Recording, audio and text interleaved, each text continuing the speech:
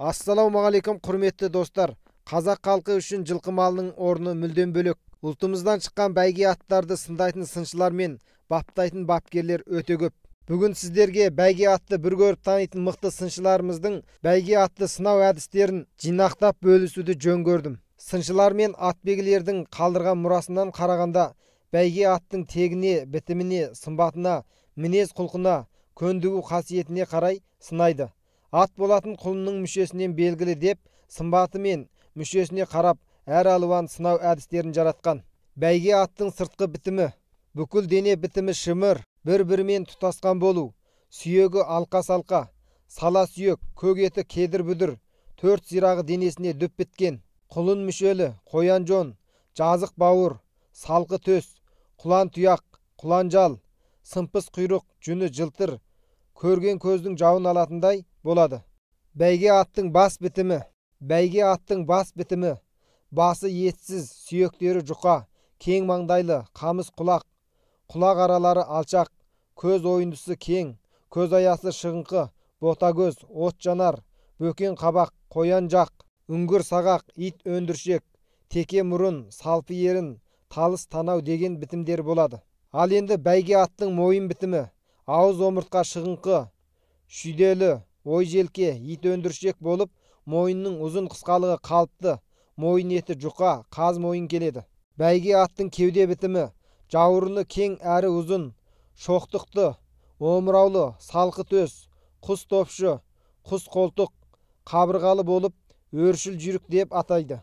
Ал енді бөксе бітімі.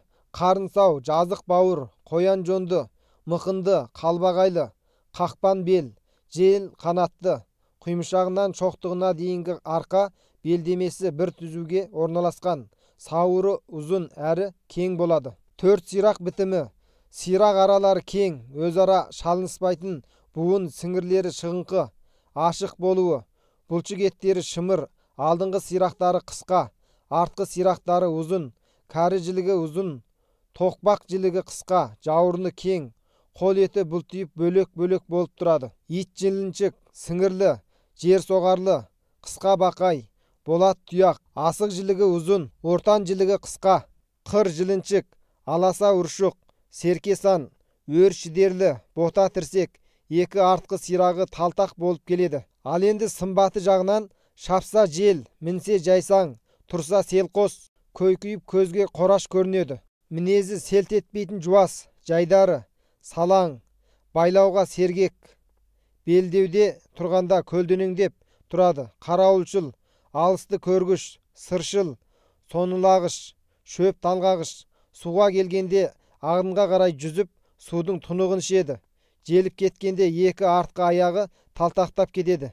Жетекке алсаңыз, алды-артыңызды орап, елпілдеп отырады. Осы сияқты сын сипатына қарай атбектер осы аттың бәйгеден несінші болып келетінін, неше километр шабатынын да дәп басып айтып береді.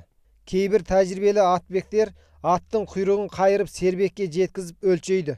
Мұндай құйрық тұғылы сербекке жетсе немесе сербектен асса, оның үстіне құндыздығы құйрығына дөп бітіп, құйрығы дүзу сүйретіліп тұрса, нағыз бәйге дейді.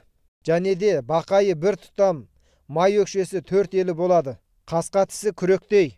Қасқа тіс пен азу тіс қатарының арасы алшақ болса, үстіңгі ерінен тас төбеге дейінгі бас ұзындығы 3 еселеніп өлшенгенде, төбеден құймышаққа дейін қарыс елі жетпесе, жүйрік аттың нышандары деп таниды. Осы жоғардағы қойылған өлшемдердің бәрі ат сыншылары мен ат бегілерінің жүйрік таңдауға қойған сыны. Дегенмен бұл бітім сын өлшемдер бір жылқының басынан табыла беру екіталай. Десе де осы ерекшеліктердің бірнешеуі бар ат қалайда жаман болмайды. Мінеке құрметті көрермендер, видео пайдалы болса лайк басып, арнаға жазылып қолдап қоюды ұмытпаңыз.